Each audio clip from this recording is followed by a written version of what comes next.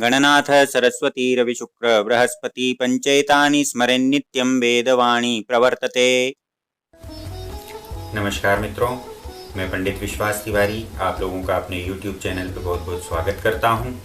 आज हम लोग बात करेंगे क्या दान करना चाहिए और क्या नहीं करना चाहिए। विशेष तौर पे आज हम बात करेंगे क्या नहीं दान करना चाहिए या दान करते समय किस बात पर विशेष ध्यान देना चाहिए। यूँ तो सभी धर्मों में दान करने का बहुत अच्छा प्रभाव बताया गया है, बहुत पुण्यप्रद कार्य है और जो फल नहीं प्राप्त होने वाले हों, हमारे भाग्य में नहीं भी हों, वो भी कई बार दान करने से हमें प्राप्त होते हैं, उसके पुण्य से प्राप्त होते हैं। और यदि मानवता की बात करें तो मानवता के हिसाब से सुख सुविधाओं का, वस्तुओं का, अन्न का, वस्त्र का, आदि आदि का लोगों को दान करना वैसे भी अच्छा कार्य है। लेकिन क्या आप जानते हैं कि कई चीज़ें ऐसी होती हैं जिनके दान करने से कई प्रकार की समस्याएं उत्पन्न हो जाती हैं। कई बार दरिद्रता आ जाती है, कई बार घर में अनावश्यक क्लेश आदि उत्पन्न हो जाते हैं,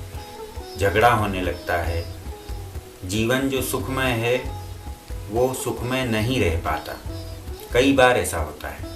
तो आज मैं आप लोगों को ये बात बताऊंगा कि कौन सी वस्तुएं दान करने से हित की बजाय अनहित हो जाता है, अहित हो जाता है, समस्याएं उत्पन्न हो जाती हैं। जैसे सबसे पहली बात, यदि पहने हुए कपड़े आप किसी को देना चाहते हो तो आप कभी भी उन कपड़ों को ब्राह्मणों को ना दें। यदि ब्राह्मण को पहने हुए कपड़े दे दिए तो आपके जीवन में दुर्भाग्य चालू हो जाएगा। यदि आपने झाड़ू का दान किया, कचरा झाड़ने वाली झाड़ू या पोछा, झाड़ू पोछे का दान करने से लक्ष्मी रूठ जाती है और दरिद्रता घर में आने लगती है। इसलिए कभी भी झाड़ू का दान किसी को भी नहीं करना चाहिए। विशेष तौर पे कन्या की शादी में दहेज में झाड़ू कभी नहीं देना चाहिए। फिर प्लास्टिक का आजकल बहुत चलन है, लगभग सारी ही वस्तुएं प्लास्टिक की आने लगी हैं। लेकिन प्लास्टिक की वस्तुएं दान करने से व्यापार में, कैरियर में घाटा होना चालू हो जाता है।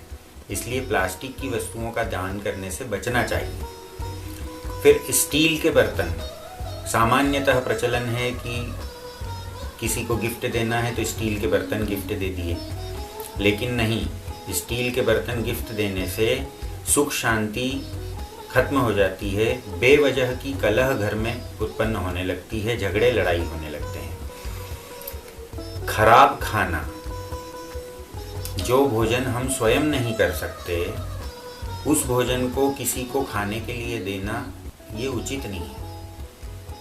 उस भोजन को या तो खराब होने से पहले ही ऐसे किसी व्यक्ति को जो उसको खा सके, जिसका पेट भर जाए, जिसको आवश्यकता हो, या फिर किसी पशु पक्षी को खराब होने से पहले भोजन दे देना चाहिए। और यदि असावधानी के कारण भोजन खराब हो चुका है तो न वो किसी व्यक्ति को देना चाहिए, न किसी पशु पक्षी को देना चाहिए। ये करने से पुण्य लगना तो बहुत दूर की बात है, उल्टा पाप कमा लेंगे हम लोग। इसलिए खराब भोजन कभी दान नहीं करना चाहिए। नुकीली वस्तु, धारदार वस्तु, ये वस्तुएं भी कभी दान नहीं करना चाहिए। इससे अनावश्यक तनाव परिवार में पैदा होने लगता है, सुख शांति जो है वो गायब होने लगती है घर से। इसलिए नुकीली, चुभने वाली और काटने वाली चीज़ें दान में नहीं देना चाहिए। फिर उपयोग किया हुआ तेल, चाहे वो लगाने का हो चाहे खाने का हो, जिसको आप उपयोग पहले से कर रहे हैं या उपयोग कर चुके हैं और बचा हुआ है, ऐसा तेल कभी भी दान नहीं करना चाहिए। इसके करने से भी दुर्भाग्य उत्पन्न होता है। उसको फेंक दिया जाएगा तब भी चलेगा, लेकिन दान नहीं करना चाहिए।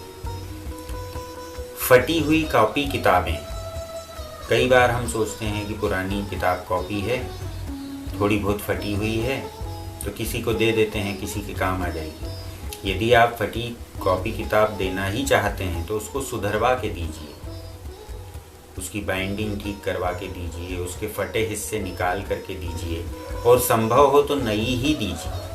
लेकिन पुरानी कॉपी किताब जो फटी हुई हों ऐसी कॉपी किताब देने से नुकसान होना चालू हो जाता है। बेटी की शादी में विदाई के समय अचार की बरनी से अभिप्राय अचार, तीखा और खट्टा सामान दहेज में विदाई के समय नहीं देना चाहिए। उससे क्या होगा कि बेटी के खुद के घर में जो संबंध हैं, जो रिश्ते हैं, उन रिश्तों में खटास उत्पन्न होना चालू हो जाएगी। बेटी की सास से, ननंद से, हो सकता है पति से ही बन नहीं पाएगी। इसलिए बेटी की विदाई में कभी भी अचार नहीं देना चाहिए। और एक बात, बेटी की विदाई में गणेश जी की प्रतिमा कभी नहीं देना चाहिए। कई लोगों के यहाँ ऐसा नियम होता है कि 5 मूर्तियाँ देवताओं की दे करके उसी से कन्यादान करते हैं, लेकिन ऐसा कर सकते हैं, पर गणेश जी की प्रतिमा कभी नहीं देना चाहिए। गणेश जी की प्रतिमा देने से स्वयं के घर में, देने वाले के घर में दरिद्रता का वास होना चालू हो जाता है।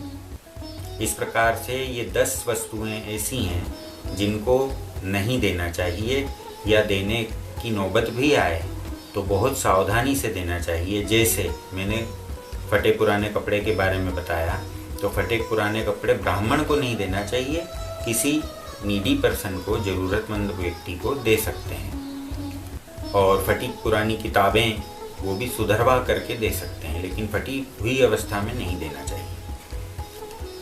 आज के लिए ये छोटी सी जानकारी थी। आप लोगों को कैसी लगी आप लोग कमेंट बॉक्स में ज़रूर बताइएगा।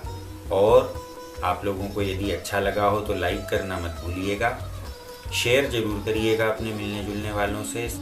सब्सक्राइब जिन लोगों ने नहीं किया है वो लोग सब्सक्राइब कर लें और बेल आइकॉन ज़रूर दबा लें। धन्यवाद। सर्वे भवन्तु सुखिनः। हर हर महादेव।